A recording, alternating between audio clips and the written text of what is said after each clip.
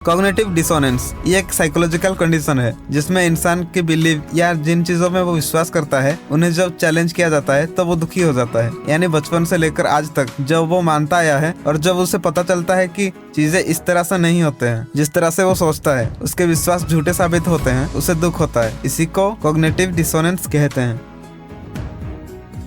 दोस्तों, साइकोलॉजी के एक स्टडी के अकॉर्डिंग ऐसे लोग जो ज्यादा पढ़ते हैं, किताबों के साथ ज्यादा टाइम स्पेंड करते हैं, उनका बिहेवियर शांत और अच्छा होता है। इसका रीजन ये है कि पढ़ते टाइम हमारे ब्रेन के सोचने समझने वाला हिस्सा, देखने वाला हिस्सा और बाकी के सेंस भी एक्टिव होते हैं। तो ऐसे लोग बाकी लोगों के कंपैरिजन में चीजों और बातों को ज्यादा अच्छी तरह से समझते हैं, जिससे फिर वो लोगों की बातों में भी ज्यादा अच्छी तरह से रिएक्ट करते हैं और उनका बिहेवियर ऑटोमेटिकली अच्छा बन जाता है।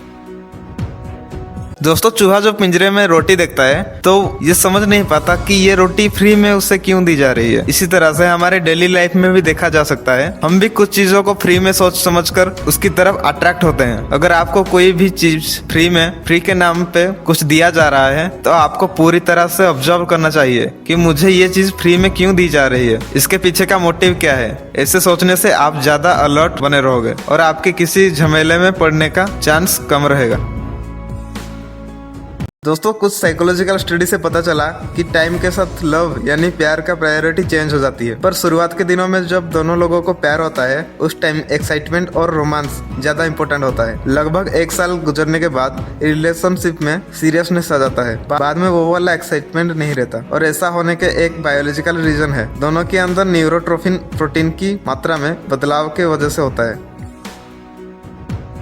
एक तरफ है ऐसे लोग जो अपनी लाइफ में अच्छी तरह से सेटल हैं या स्टेबल हैं, दूसरी तरफ है वो लोग जो अभी भी स्ट्रगल कर रहे हैं, जॉब ढूंढ रहे हैं, घर से दूर रह रहे हैं। तो साइकोलॉजी का कहना है कि इन दोनों में से दूसरे टाइप वाले लोग प्यार में पड़ने के ज्यादा चांस हो रहता है, क्योंकि स्ट्रगल कर रहे हैं, घर से बाहर रह रहे हैं लोग ज्यादा लोगों से मिलते हैं, उनका सोशल कनेक्शन ज्यादा रहने की वजह से ऐसा होता है।